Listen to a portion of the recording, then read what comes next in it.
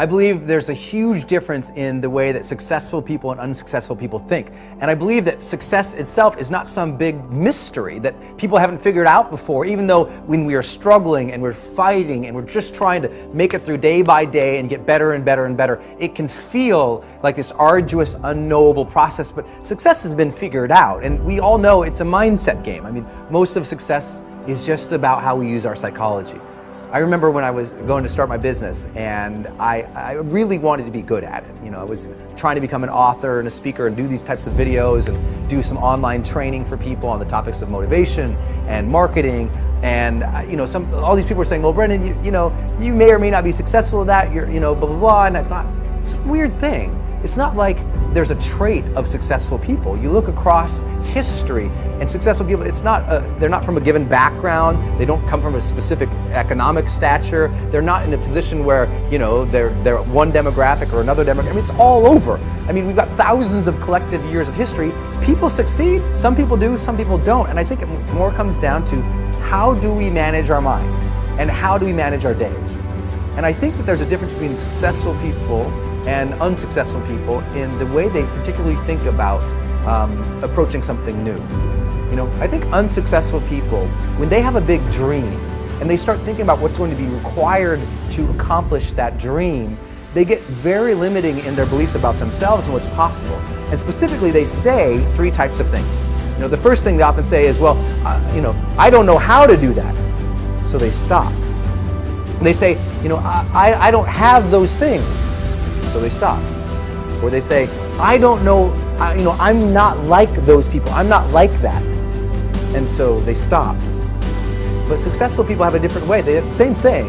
Everybody dreams. You dream, I dream, successful people dream, people just starting out. Everybody dreams. Everyone has a vision. Everyone, if they could just take 5 minutes today and think about their lives, we could all come up with ways to improve our lives and reach another level of success, joy, happiness, achievement, contribution, fulfillment, soul. We can all elevate. But the challenge is that unsuccessful people, they keep stopping when they think of what they currently know, have, or are. But successful people say, well, I want to do that, but I don't know how to do that. But instead of stopping, they say, well, then my job is to go learn that. They take their current limitation and they put it on their agenda as a job to do, as a thing to figure out, a thing to make happen. Instead of saying, well, I don't have that, they say, well, then my job is to go build that. Or I'm not like that. Then they say, well, then my job is to go become more of that, become that person who could accomplish those things. When I was starting to do online marketing for the first time, and I don't know how much of my story you know, but when I started doing online marketing, I was literally bankrupt. And I went from a place of bankruptcy to the point where I really committed to becoming successful at it.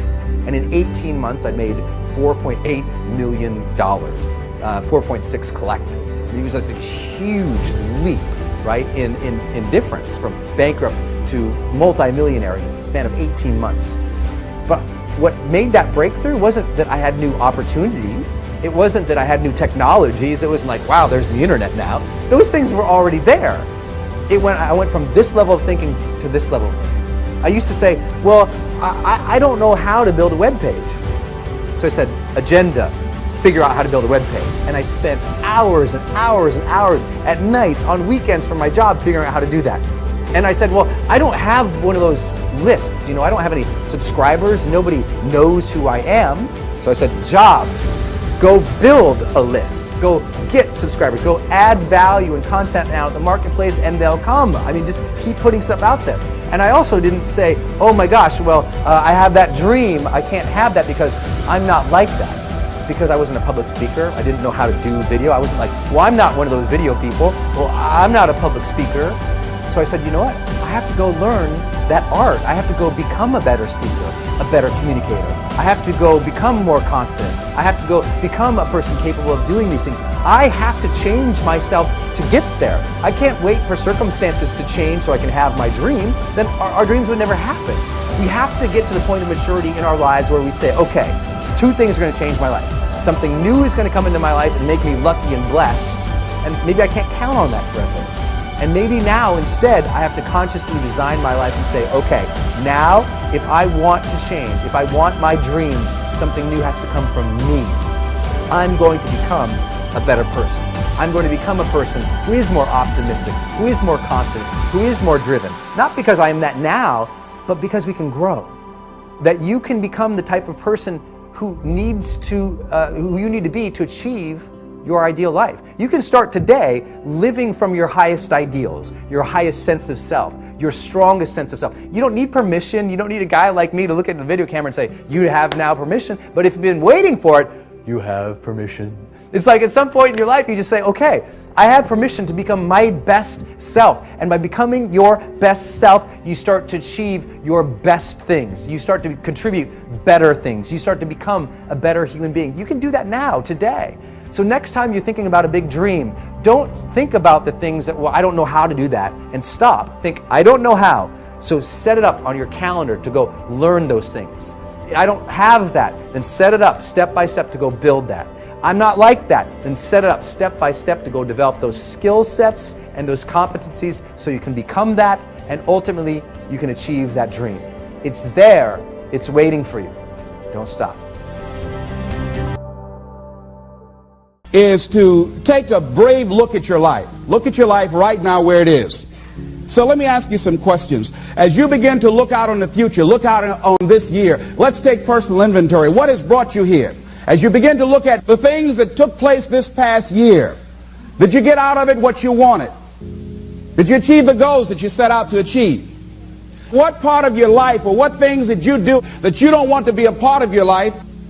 Are there any people, as you begin to look at your life and look at where you want to go and what you want to do, are there any people that might be some dead weight that you need to think about unloading? Because what you have found through that relationship, that it's more toxic than it is nourishing, is more debilitating than it is empowering, and so now you've got to make a decision. See, many of us won't be able to move forward because we're not taking true inventory of our lives. As you begin to look at your emotional, your spiritual, and intellectual development, how many books did you read? How many seminars did you attend? How many classes that you take to begin to develop yourself professionally, to improve your craft or your skill? How many new things that you learn? Just take some personal inventory, just thinking, beginning to know yourself. What are the things about your past that has influenced you right now? What's your philosophy of life? What are your beliefs, things that you feel very strongly about? What are some of the things that you have picked up along the way that you've been doing them for so long you think that they're you, that you need to begin to re-examine them and perhaps get them out of your life? See, a lot of things we're doing, we do unconsciously because we picked it up somewhere in life. A friend of mine out of Chicago named Rhea Steele, I was at her house to have dinner, and Rhea, who was born in Chicago, has a tremendous southern drawl. After I met her mother, I said, where did Rhea get her southern drawl from? She said, my sisters came up from Kentucky, and they used to be her babysitter. And she picked it up while in their presence. And Rhea still has that drawl. What is it that you picked up somewhere in life that might be a liability to you? What fear, what beliefs that you're holding on to tenaciously that's no longer allowing your life to work? It's not enabling you to produce the results that you want to produce in your life. And you're still clinging to them. See, as we go into a new world, there's some old behaviors that just won't fit. What are the events? What are the circumstances? What are the people that have shaped you? Just thinking. What are the things that you need to let go? Some things that have cost you pain, that's stifling your growth and development. What are those things? As you begin to look at your profession or your career, what is it that you need to do to begin to upgrade your skills or your knowledge, to continue for you to be competitive in the marketplace?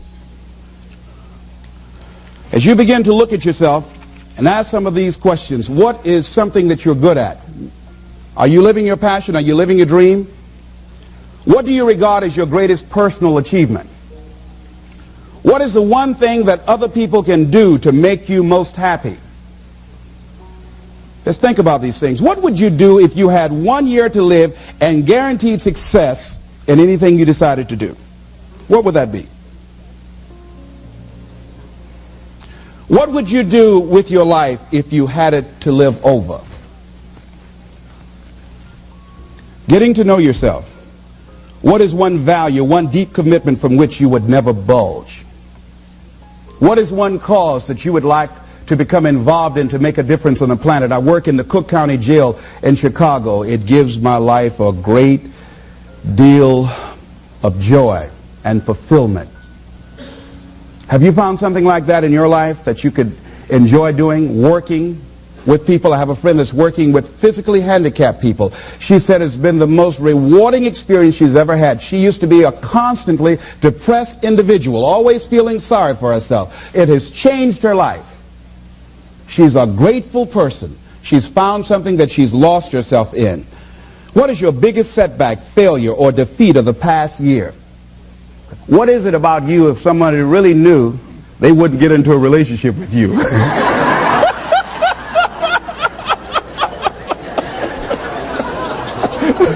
Now, don't go tell it. But once you acknowledge what that is, then start working on it and changing it. Change that. It's easy to blame the other person, but start taking ownership for where you are. Are you proud of how you have been living your life? Have you explored your natural talents, your gifts, by enthusiastically trying a variety of activities? Ladies and gentlemen, a lot of us have so much talent and abilities, we just put them back on the back burner, or just left them aside someplace. Never did anything with them, never brought them out here. Used to do them extremely well in high school or college, or just had a natural gift and never did anything with it. What are you sitting on? What gifts are you sitting on? Have you resigned yourself to a life feeling that nothing can be done to change your future or your circumstances? Have you been afraid to try something different because you're afraid of how people will react to you or what they will think? Those are some of the things that I suggest that you begin to answer yourself. Now, here are some things that I suggest that you begin to look at working on to develop your character. Some things that will give you some personal strength. Webster says character building activities. He says character, the pattern of behavior or personality found in an individual or group. Moral strength, self-discipline, fortitude. That's what's going to be required in order to begin to manifest your greatness. Now, looking at yourself, one of the things I'm suggesting you look at, what is it that you need to be in the process of doing more of or less of? Like being more direct. So I used to have a problem of not telling people what I actually thought because I didn't want to hurt anybody's feelings. Saying no without feeling guilty. More focused. So I used to be the jack of all trades and master of none. Used to do a lot of things. 1 year I decided to do one thing well. I looked at all of my talents and I decided the strongest one, my ability as a speaker, that's the one I'm going to focus on. But I'm capable of doing a lot of other things. But only when I decided to focus that I begin to reap the rewards of my talent. And then after you do that, you can begin to expand and use the other talents that you have. Deciding to keep your word. If you just decide, I'm going to keep my word. If I say something, I'm going to do it regardless. Being more considerate. More trusting. More disciplined. Being less fearful. Being more adventurous. Find something that you can look at your life that you say, hey, I know I've got a problem in this area. Being late. I need to take care of that. Procrastinating. I need to deal with that. Not taking care of business. Being seriously not serious. Creating an imbalance in my life where I'm spending more time looking at television or having social fun and not spending enough time working on me. See, most people, ladies and gentlemen, spend more time working on their jobs than they spend working on themselves. They work harder on their jobs than they work on themselves. And whatever we achieve in life, whatever we create, whatever we're able to manifest comes out of the human mind. Now, I want you to think about 5 things that if you had the courage to do them, it will give you a feeling of satisfaction and self-respect. Think of 5 things that if you had the courage to do those things, you would feel a tremendous feeling of satisfaction within and self-respect. Take the time to write those things down, whatever they might be to you. It might be in your personal life. It might be in your friendships, your family relationships. It might be in your business. I was negotiating with a friend of mine that I admire a great deal. And this person went back on their agreement. And I did not challenge them on it. Number 1, because of my admiration for her. Number 2, because I really wanted the business. And I think she sensed that. So I didn't want to seem too picky, and I was nervous about it. And I was cowardly. Because I should have said, listen, that's not what we agreed to. I should have called her on that. But I didn't want to look bad or to appear to be negative or risk losing the business. Look at 5 things that if you had the courage to do those things, that you would do those things. A lot of people say, well, I've been like this all my life. I just can't change. This is the way I am. Dr. Harold Griswold, a psychologist and author of Direct Decision Therapy, said something. He says, when someone says, I can't change, some part of them wants to change, but the payoffs for his present behavior are greater than the payoffs for a changed behavior, or his fear of change is too great. Ladies and gentlemen, it takes courage to live your dreams. It takes courage to manifest your greatness. It takes courage to decide to live, to decide to bring out all of your talents and abilities, to decide to stretch out, to decide to take a chance. It takes courage to be happy, just to be you. I saw a friend who I hadn't seen for a long time. Her whole personality has changed. She was an extroverted, assertive person.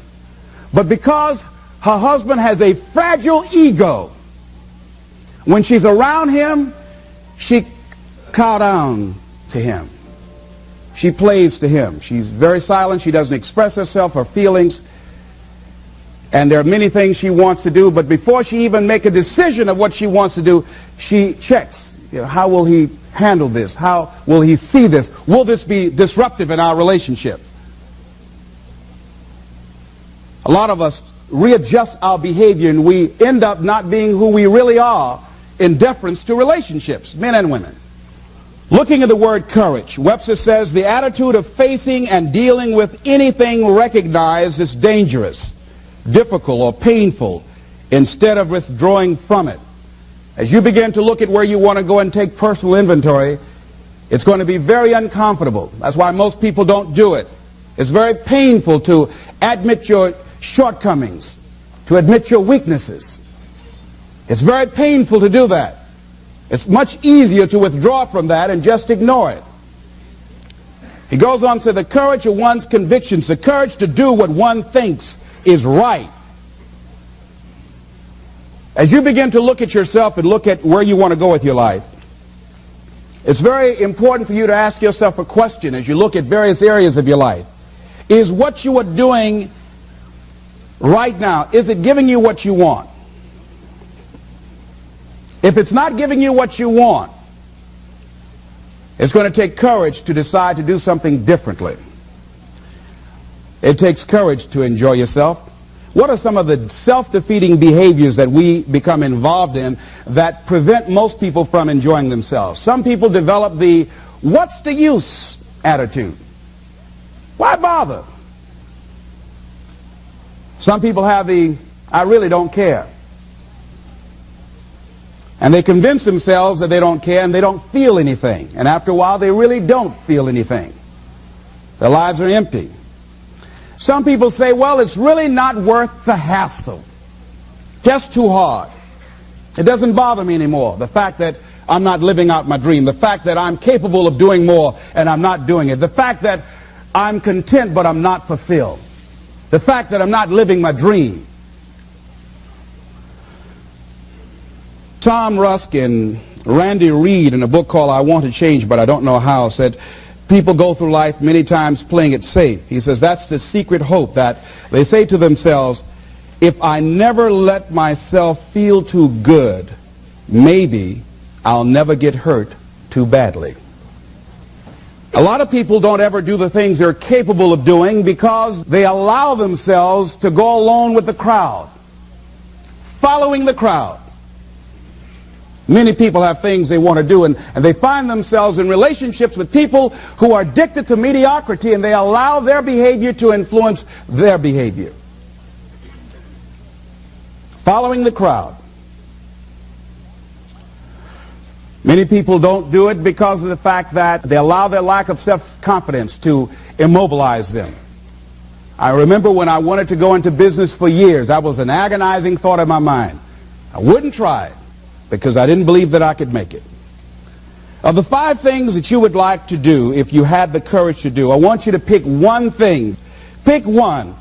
And here's how to set it up for yourself that will help free you and get you unstuck. What is the worst thing that can happen if you do it? What's the worst thing that can happen? Let's say going into business for yourself, or changing careers, or getting a divorce, taking some kind of chance of something that you've always thought about doing, but you just haven't done it for whatever reason. What's the worst thing that can happen? Do the worst case scenario. Now, when you do the worst case scenario, you write those things down, the worst things that you fear would happen. When you name your fears, that puts you in control. What are you afraid of? Name it, write it out so you can look at it. Confront that fear. What is it? I'm afraid that things might work out. What else, Les? Well, I've never been in business, okay? What else, Les? Well, I don't have all the help I need, okay? Good. What else, Les? Well, I don't have enough money, all right? Good. What else, Les? Well, I don't have a college degree. What else? I'm not as good as those other guys that I've seen up there speaking, okay? What else? Well, that's all I can think of right now, okay? Good. Now that takes you to the next step. What are the benefits? What are the benefits of your acting courageously, taking life on? Well, part of what happened was that I felt better within myself, and I had a strong sense of self-respect. Going into business for myself, I made a lot of mistakes. Sometimes I was down on myself. I felt stupid. I felt dumb because people who were in business said, why would you do something like that? Well, I didn't know. Boy, were you really dumb. And I used to chime in with them. Yes, I guess I was. I didn't know any better. But the other thing is, I had to say to myself, but I did it. I did, even if I made a flop of it, I did it. I took the chance. I took the leap. What are the benefits of your acting courageously? Whatever it is that you've identified. Write the benefits down. And then focus on them. Focus on the benefits. Not on the liabilities. Not on your fears. Focus on the benefits. That which you hold in consciousness tends to manifest itself. Think about how good you feel. Think about the level of increased self-respect, the sense of self-worth that you'll feel. How good you'll feel getting up in the morning, looking yourself in the mirror because you're taking life on. The other thing is acknowledge your fears and then go into action. This book is called Feel the Fear and Do It Anyway. That's it. See, I believe anybody who's ever done anything, who's ever taken a chance, doesn't mean that they're not afraid. Courageous does not mean being the absence of fear. I think that being courageous is willing to do it because that's what you feel, and you're going to do it anyhow, regardless. You're not going to be immobilized by your fears or your doubts. You admit, okay, I'm scared to death. Now, okay, what is it that I must choose to do? Go ahead and experience that fear, but don't let that fear immobilize you. In what you've done with your life thus far, is it giving you what you want? Is it giving you what you want? When you look toward the future, when you look at all that's going on out here, is there some place within yourself you say, hey, I know I need to be out there in that arena. I know I can do more than what I've been doing. I know there's some great music that I have within me that I haven't brought out here yet. Is that something that you begin to look at within yourself? So I used to do that, and I used to go to big rallies and see guys up speaking when I wasn't courageous enough to go out there and say, hey, my name is Les Brown, the motivator, Mamie Brown's boy, I want to talk. I would never do that. I'd just be back there looking at them and wanting to get their autograph and would say, can I meet you, Mr. Waitley, or can I meet Mr. Zig Ziglar? Please tell him, who are you? Oh, Les Brown. Because I felt within myself I was a nobody. So who am I to go talk to these guys and go get their autographs? I like to do what you do.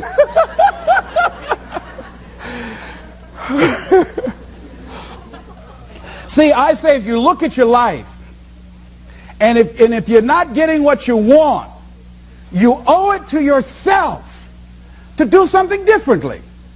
If you're on a job, 85% they say of Americans go to jobs that they're unhappy. If you're doing something 8 hours a day that you don't like, it's not giving you what you want, it's not giving you a strong feeling of satisfaction and fulfillment, you're miserable, you hate to go there, you're depressed just thinking about it, you sing the "Thank God It's Friday" song every week, it's giving you headaches just thinking about it on Sunday afternoon after the football game goes off. If that's what it is, you owe it to yourself to start strategically working to change directions. See, but you know what most people will do? Most people will resist change. Most people will fight change as if change would be worse than what they're experiencing. See, they know this. They're familiar with this. Most people will not challenge the unknown. They won't just step out there. See, there are certain things that's got to be in place. They got to see it all together. And life isn't like that. That's not how you grow. So as you look at your life, you're saying, I'm not getting what I want. As you begin to look toward the future, begin to know that whatever it takes for you to create that, you've got that in you. You've got that. You've got genius in you. You've got goodness in you. You've got creativeness in you. If you decide to take the initiative to change the current quality of your life, I say to you that you will find that the universe is on your side. That life is on your side. Now, will it be turbulent? Yes. Will it be easy? No, no. Will you have some opposition? Yes. Will I make a lot of mistakes? Yes. Will I get hurt? Yes. Yes. See, a lot of people won't try anything different in life because they don't want to get hurt. Let me tell you something. It's too much pain to duck. Pain is everywhere. You can hide under here. It will come where you are. Really, if I go back here, pain will come. Hey, Les, come on out. It will come. It's everywhere. Viktor Frankl calls it unavoidable suffering. You can't duck it. But most people spend their life not wanting to deal with the pain of rejection, the pain of defeat, the pain of being disappointed, the pain of losing, the pain of failure, the pain of being criticized, the pain of not being liked, the pain. That's called life. Life is full of pain. It's everywhere. But guess what? There's no gain without pain. Now, if you're going to hurt anyhow, get some yardage out of it.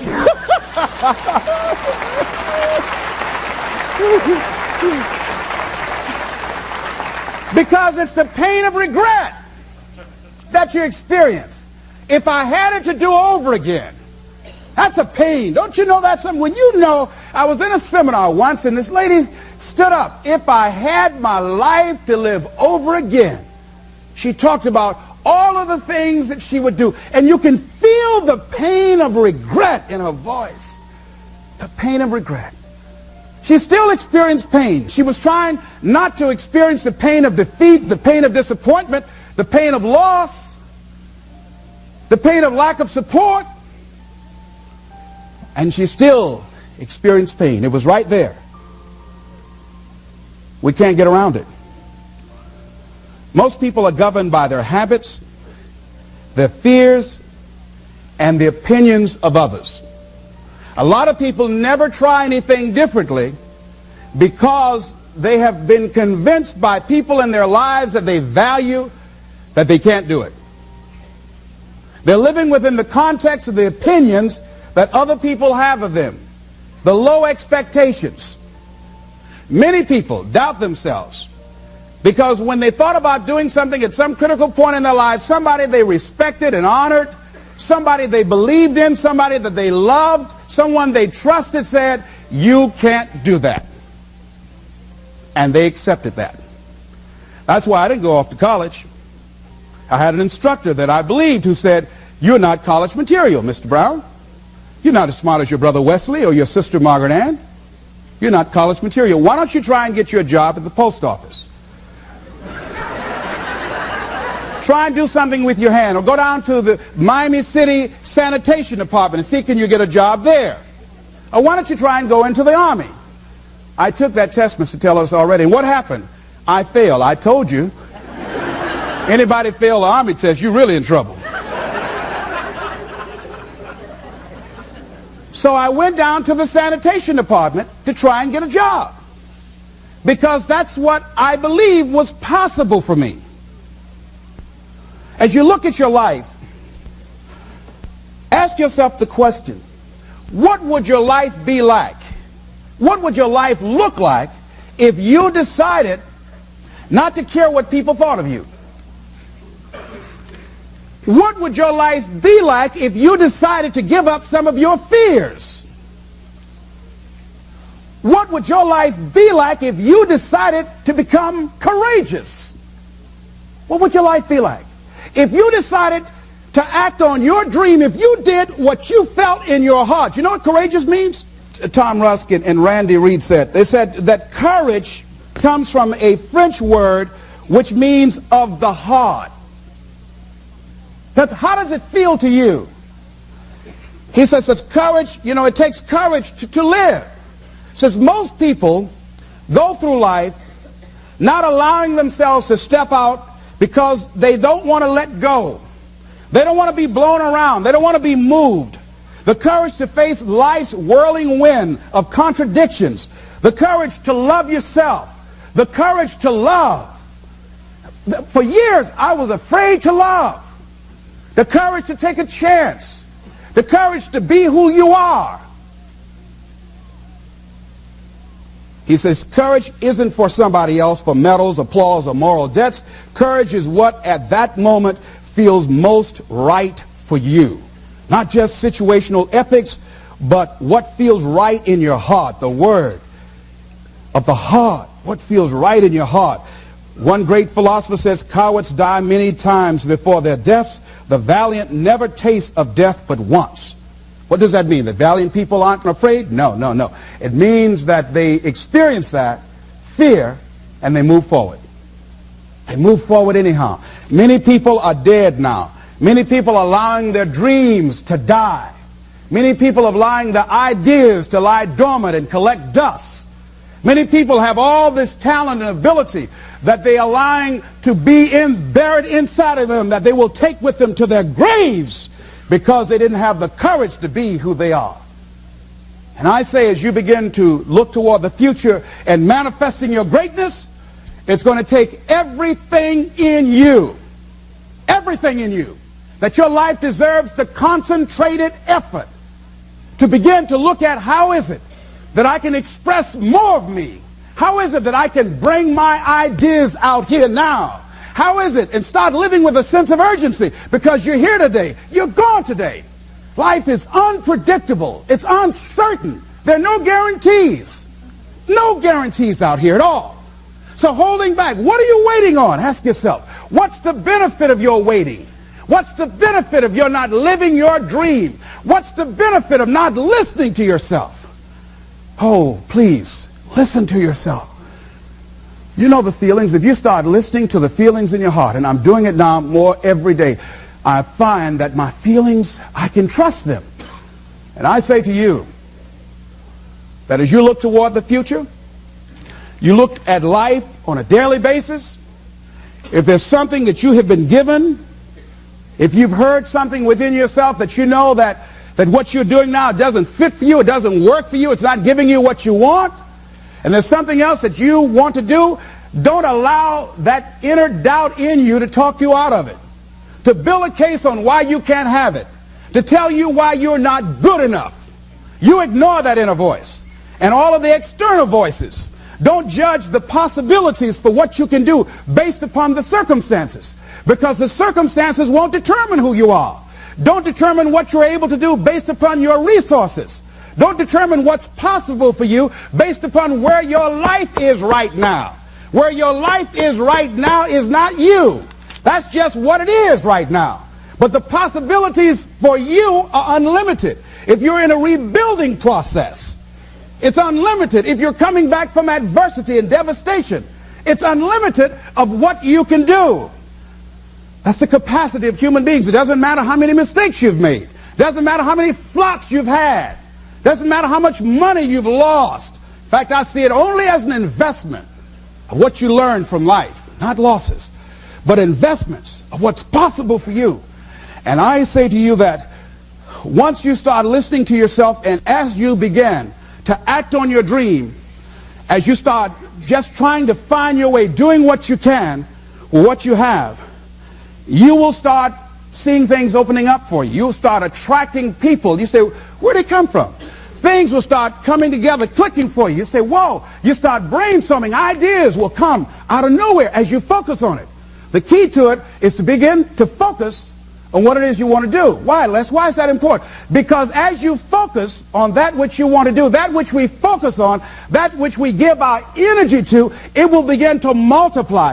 It will begin to expand. It will begin to develop your consciousness. And out of that comes your greatness. Out of that comes a commitment. Out of that comes a passion for life. Out of that comes a special power that you have in you that you haven't even called on yet. See, the powers that we have will never reveal themselves if we don't challenge them, if we don't put ourselves in a position where we have to use them. So one of the most important things is reading a book that's a really interesting book called Instant Millionaire, and the guy said, put yourself in a position where you can't retreat, where it's do or die, sink or swim. Here's what you'll find out. You'll develop incredible swimming skills. Or swallow half the pool of life.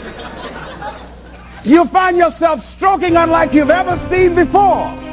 Through the inspiration of desperation, you'll become more creative than ever before. So what is it? How do we handle that whole piece? Throw your whole self into it. See, most people go at it tentatively. They don't give all their stuff. They don't concentrate. They don't put everything they've got in them. One guy wrote a book called All You Can Do Is All You Can Do. And all you can do is enough. But he said, make sure you do all you can do. And if we're honest this evening, we know that we haven't done all we can do.